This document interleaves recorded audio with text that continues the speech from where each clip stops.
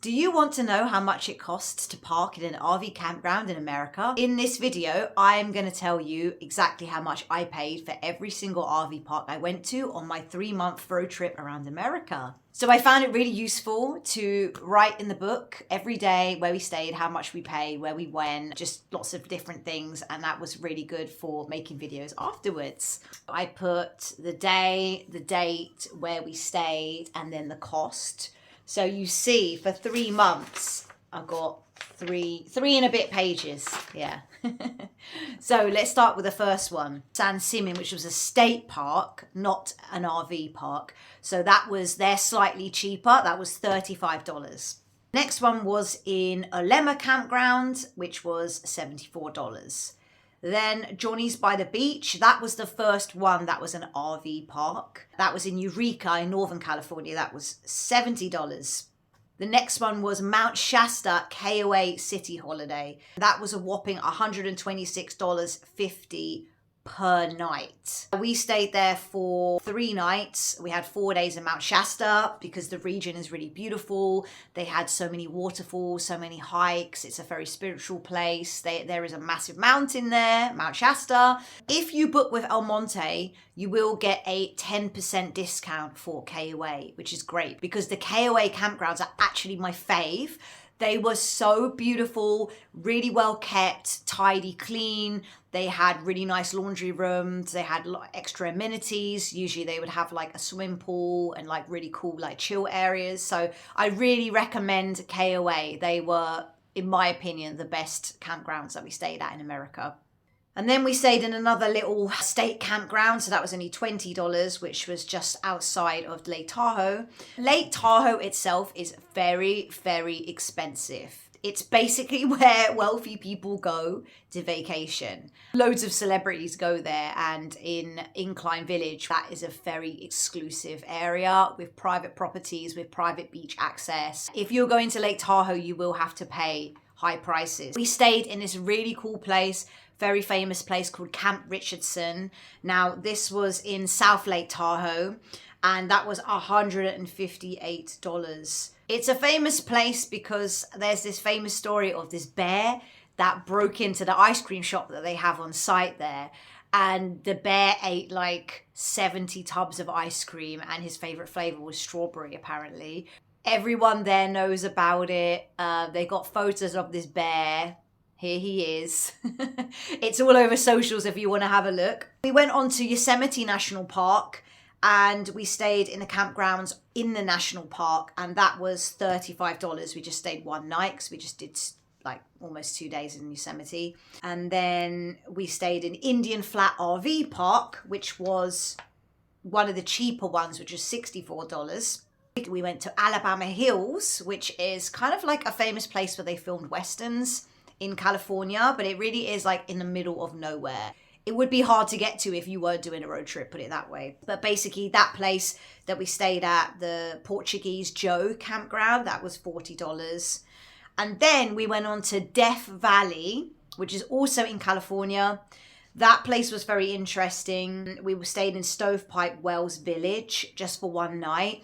But what happened is that this is at the end of September, right? But it was still so hot, 40 degrees, that we actually couldn't bear to spend the night in the RV. Like, the RV turned into a microwave, no joke. It was horrendous. And I felt sick.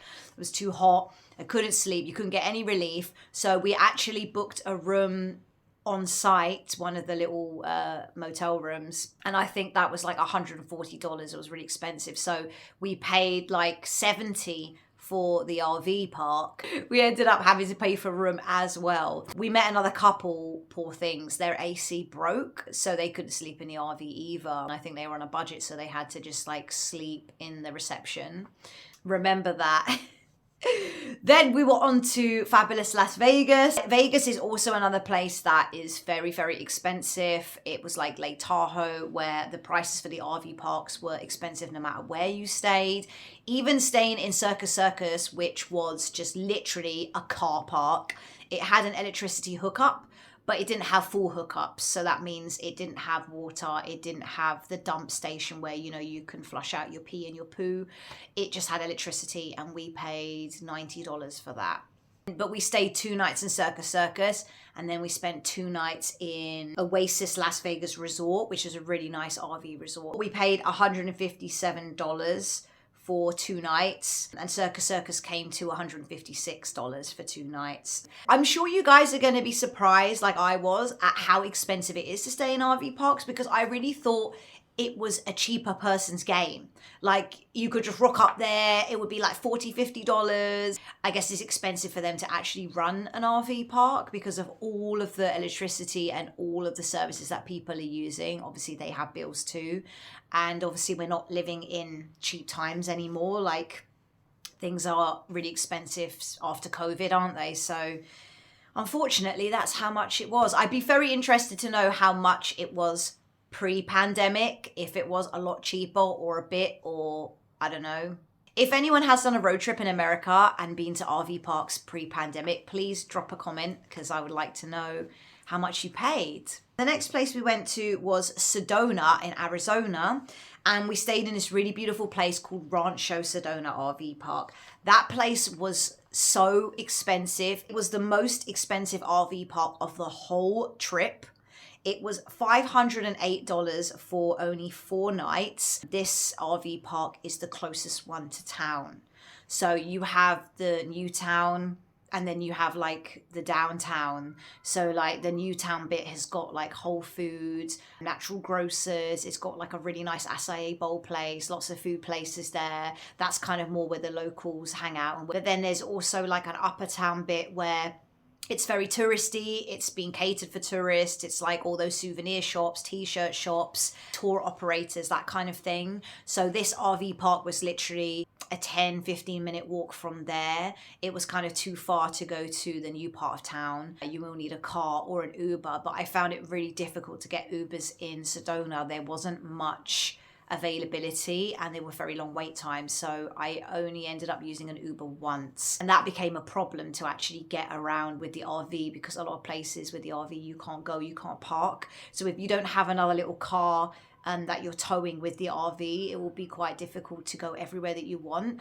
Especially this chapel that's up on the rocks, it's really famous. This one, I had to end up paying $20 to get like a little tour trolley to take me up there and back, because RVs are not allowed. Then we were in Utah after the Grand Canyon, and we did a lot of boondocking there. But then in Bryce Canyon, which is a really beautiful national park and my favorite of the whole trip, that was Ruby's Inn RV Park, which was $70, just stayed 1 night. Then we stayed in an RV park in Ouray, Colorado, which was our first stop there. That was $70. Bear in mind what time of the year you go, because we rocked up in the first week of October and a lot of places were closed for the season.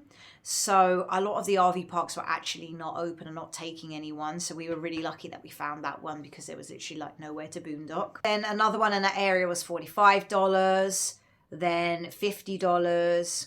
Then this was a very interesting place. It wasn't an RV campground per se, but it was a place where anyone could park overnight, and it was the UFO Watchtower Campground in Colorado. This place again was in the middle of nowhere. It was opposite the Great Sand Dunes National Park. It looked like the desert, but it was Colorado. And if you've never been to Colorado before, like me, you imagine just aspen and mountains and lakes. You don't imagine it to literally be a desert, but it really was. It was so crazy.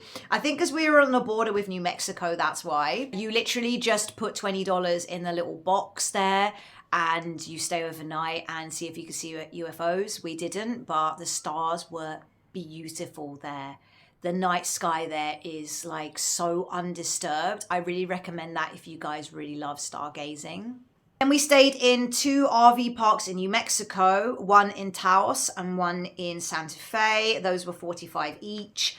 Then we were going through Route 66. That was the beginning of our journey in Amarillo, Texas. So we were in the morning RV park there for $55. Then we went through Oklahoma, boondocked, and then we got to Missouri. I stayed in Branson Lakeside RV Park. Branson is this really cute theater town in Missouri. It's kind of like Vegas, but like family friendly. So I'm from London and it kind of reminded me of the West End, but more cute and more compact and more American. We paid $55 per night there, which was really reasonable. You probably noticed how the prices have dropped. So as soon as you leave California, Nevada, Arizona, the prices did get a lot cheaper, which was good because we were really horrified how much we were spending to stay in RV parks. And the thing about California is that it's very hard for you to boondock there because on the Pacific Coast Highway that runs, you know, all the way up, they don't allow you to park overnight. Like there's literally signs everywhere, there's patrol cars everywhere. It's not that easy. So maybe some people have got away with it, but we didn't want to get moved on at like 1 a.m, so we just paid for RV parks. Then we were in Arkansas. And we stayed in a KOA there in Hot Springs. So Hot Springs is a national park, but it's also a town. It's a very cool and unique place, and we loved it. So there we spent $63. Then we were in New Orleans in Louisiana and we stayed in the French Quarter RV park, which was $134. This was very expensive because this was literally within walking distance to the French Quarter. So you didn't have to worry about getting an Uber or driving there or whatever. Then the next RV park we paid for was in North Florida, Coastline RV Resort, which was near Apalachiola. Oh God, I can't even say that. Apalachiola, oh my God, sorry. We stayed in the KOA in Orlando because we wanted to go to Universal Studios Park Epic Universe. That was kind of in Kissimmee, which is another neighborhood. That was $65 a night. We stayed there 3 nights. We made our way to St. Petersburg. We stayed in a beautiful place called Fort DeSoto Campground, which was only $40, which was near our friends that we were visiting. And then we stayed at a KOA in St. Pete's Madeira Beach. That was $120. So again, moving into Florida, it does get a bit pricey again. Then we stayed in Juno Beach Walk RV Resort, which was so beautiful. This place was near Palm Beach. That was $85. I honestly thought that one was going to be more because Palm Beach is such a wealthy, exclusive area, but then we're at Fort Lauderdale, Paradise Island RV Resort, which was $80, which was a lot less nicer than Juno one. Then we made our way to the Florida Keys, and the Florida Keys are so expensive. It might as well have been Lake Tahoe or Sedona with the prices that they charge. You cannot find a cheap RV park. They do not exist, and you can't really boondock there because they have laws that prohibit it. The first place in the Keys that we stayed at was Paradise Island RV Resort. That place was really cute because they had a little food truck there, so you didn't have to worry about going anywhere for food because, again, you'd have to drive everywhere. You can't really walk around the Keys. And then King's Camp RV Park in Key Largo, that was $135 just for 1 night. See? Then we stayed in the Jolly Roger RV Resort in Marathon, which was $146. We had 2 nights at Boyd's in Key West. Boyd's is a really famous establishment. It's been running since the 1960s. The staff are really nice there. There are loads of roosters running around and cock-a-doodle-doo like all hours of the day and night. So that was kind of irritating, but you can't do anything about it because they have bred to a crazy number. So they're literally everywhere you go in Key West, you'll see one. That place was, again, expensive, $140 a night. So we stayed 2 nights. And the next place we stayed was Miami Everglades Encore RV Resort, which was $45. We stayed there for 2 nights and then we had to give the RV back and we got a hotel for 1 night and then we flew home from Miami, and that is it. Sorry that this is a longer video than I intended, but I just wanted to give you an idea of how much RV parks cost in certain states. We went through 14 states, and I would definitely say that California, Arizona, and Florida were the most expensive ones. I can't speak for the northern states, but the mid states were a lot cheaper. So if you are planning a road trip around America, bear in mind how much it's going to cost for you to go to certain states and budget accordingly for that. Okay guys, I hope you enjoyed this video and you found it useful. Drop me a comment below if you'd like me to make a video about something else. Until next time.